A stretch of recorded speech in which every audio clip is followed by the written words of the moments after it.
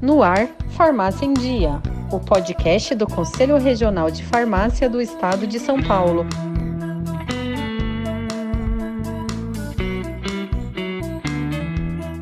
Olá, ouvintes, bem-vindos ao podcast Farmácia em Dia. Buscamos sempre trazer assuntos que preocupam o mundo farmacêutico, você já sabe disso, mas também a saúde em geral da população.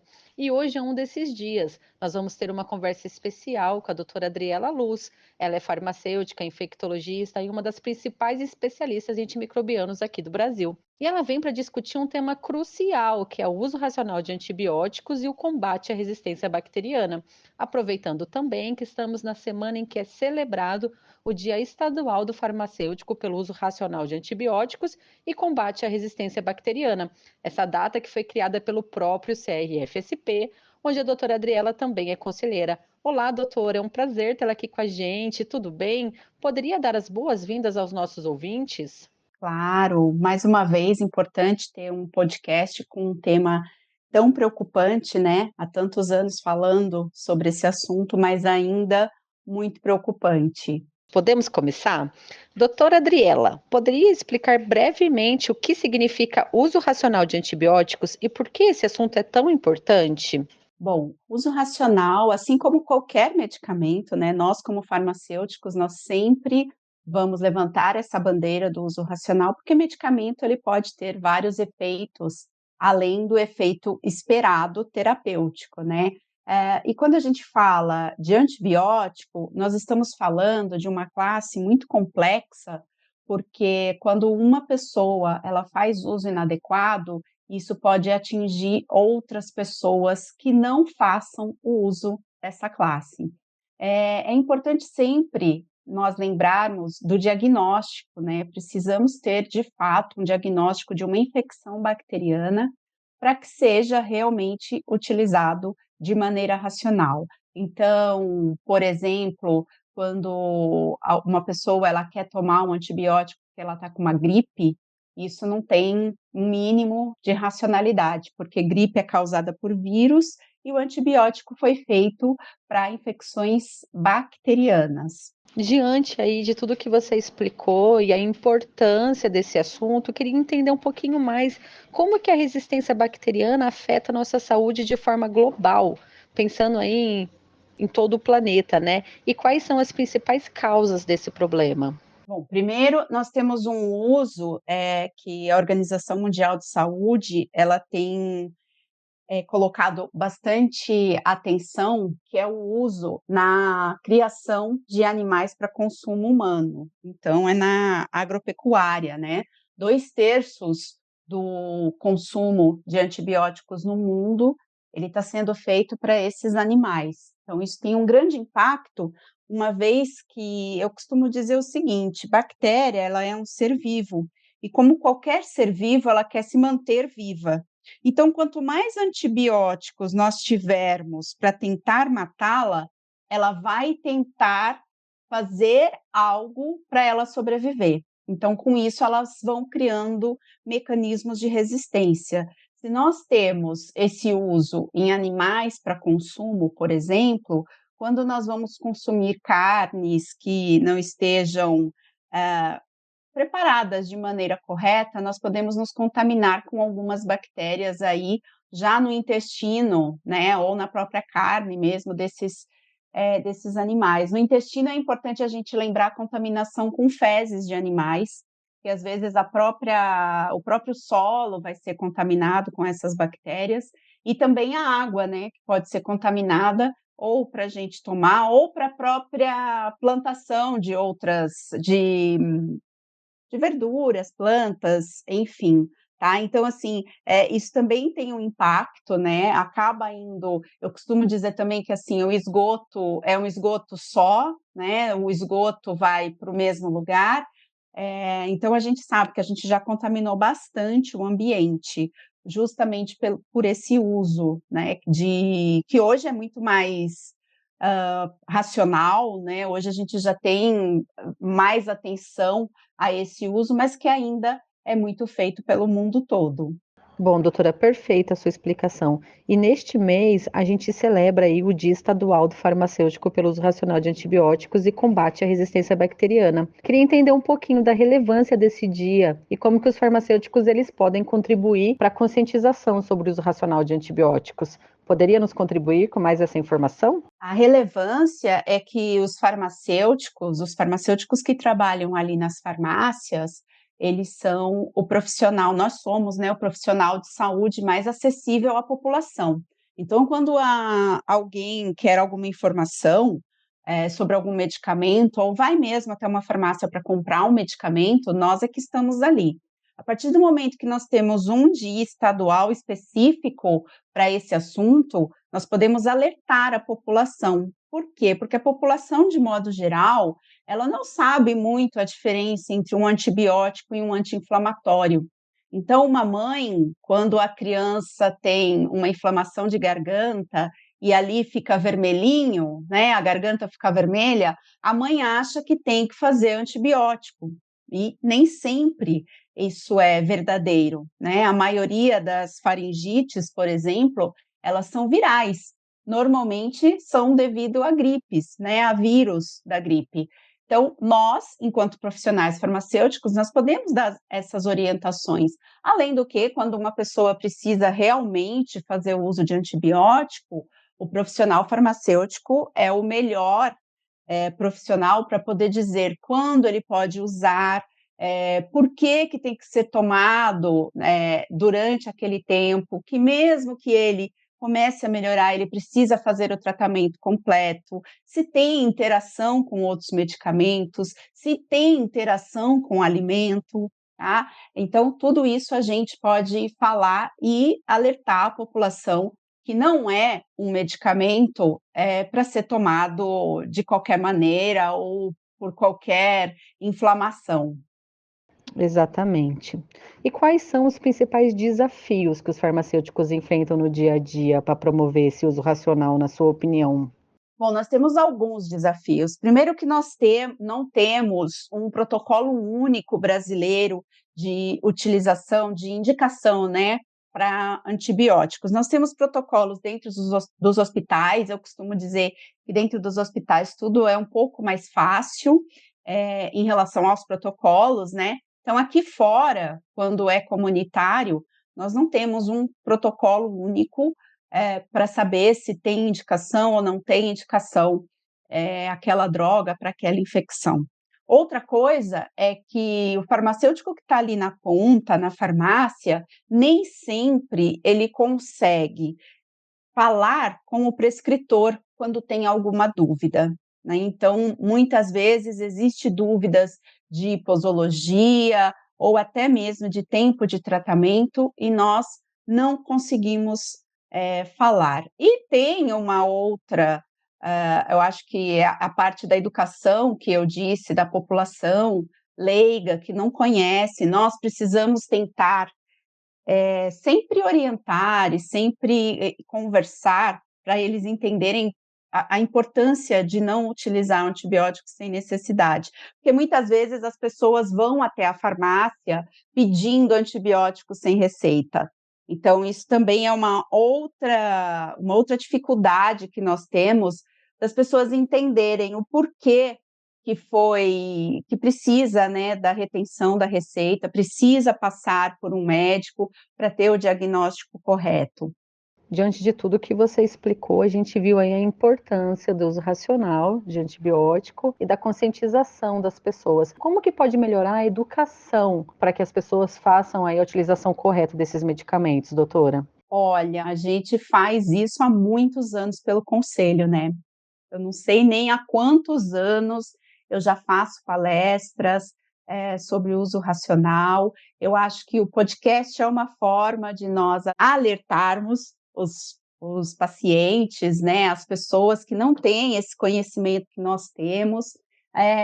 Além dessa parte de palestras e do próprio podcast, nós temos algumas webinários pelo YouTube também, né, no canal do conselho. Então a gente está aqui nesse papel de tentarmos sempre orientar essas pessoas. Então, o que for possível levar essa informação, eu costumo dizer que cada profissional aqui que vai ouvir esse podcast, ele precisa ser um disseminador também dessas informações, né? Ele tentar entender, ele já sabe, né, grande parte, por que que é tão problemático, né, o que nós estamos vivendo hoje no mundo, e ele passar isso para outras pessoas, né, para quem for buscar a orientação. É isso mesmo, pessoal. Assim como a doutora Adriela falou, queria acrescentar que nós temos muitos materiais técnicos sobre o assunto do antibiótico, do uso racional de outros medicamentos como os MIPs e diversos temas. Então, procure lá no nosso portal crfsp.org.br para se manter aí atualizado. Doutora, uma outra questão que acredito que seja um ponto crítico. Como funciona a pesquisa, o desenvolvimento de novos medicamentos para ajudar aí o combate à resistência bacteriana? Então, isso é um grande problema. Há muitos anos, a pesquisa para essa classe de medicamentos, ela caiu muito, porque foi se perdendo o interesse da indústria, uma vez que você demora muito tempo para pesquisar um medicamento, você investe muito dinheiro e, às vezes, quando esse medicamento é lançado, em 1 mês, 2 meses, já surgem trabalhos aí, escritos colocando a resistência de algumas bactérias em relação ao novo antibiótico. Então, isso é um grande problema. Além disso, a bactéria é um micro-organismo muito simples e tudo que ela tem, né, na estrutura dela, nós já tentamos atacar. Então, parede celular, membrana celular, ribossomo, o DNA, tudo isso a gente já atacou. Então, também tem uma limitação técnica de buscarmos novas drogas, né? Então, caiu bastante o número de novas drogas, e inclusive eu até conto isso em aula, né? Que quando o Barack Obama estava no segundo mandato, ele mesmo fez ele colocou lá, injetou bilhões de dólares para novas pesquisas de antibióticos, mas não resultou ainda num grande resultado mesmo isso, não teve um grande êxito. O que nós temos hoje já são pesquisas com bacteriófagos, já existem pesquisas com bacteriófagos. É claro que sempre tem pesquisas, Mônica, de outras drogas, né? Mas assim, não num número que vá nos ajudar muito, que vá ou resolver este problema. Nós já temos também pesquisas com anticorpos monoclonais, mas isso também vai ser muito distante ainda da realidade de toda a população, uma vez que é um tratamento muito caro, então é muito difícil ter acesso a todos, né? É claro que o maior problema de resistência está dentro dos hospitais. Hoje nós já temos dentro dos hospitais bactérias que são resistentes a todos os antibióticos, né, os que a gente usa ali no meio hospitalar. Então, isso é realmente um problema. E além dessas pesquisas, o que está acontecendo bastante, Mônica, são os farmacêuticos trabalharem dentro dos hospitais com um programa de stewardship para que a gente possa otimizar a droga. Então, os nossos conhecimentos com farmacocinética, farmacodinâmica, eles estão sendo amplamente utilizados em vários hospitais para que a gente possa usar de maneira mais racional ainda, porque realmente, assim, a curto prazo, nós não teremos novas drogas ou drogas milagrosas aí para essas bactérias multiresistentes. E além de falar dessa importância, né, dessa resistência do ambiente hospitalar, a gente também precisa lembrar que nós estamos vivendo esse fenômeno de resistência bacteriana um pouquinho piorado após a pandemia, né? Porque foi muito utilizado antibióticos dentro e fora dos hospitais, e fora dos hospitais, na maioria, foi utilizado de maneira inadequada, né? Sem necessidade.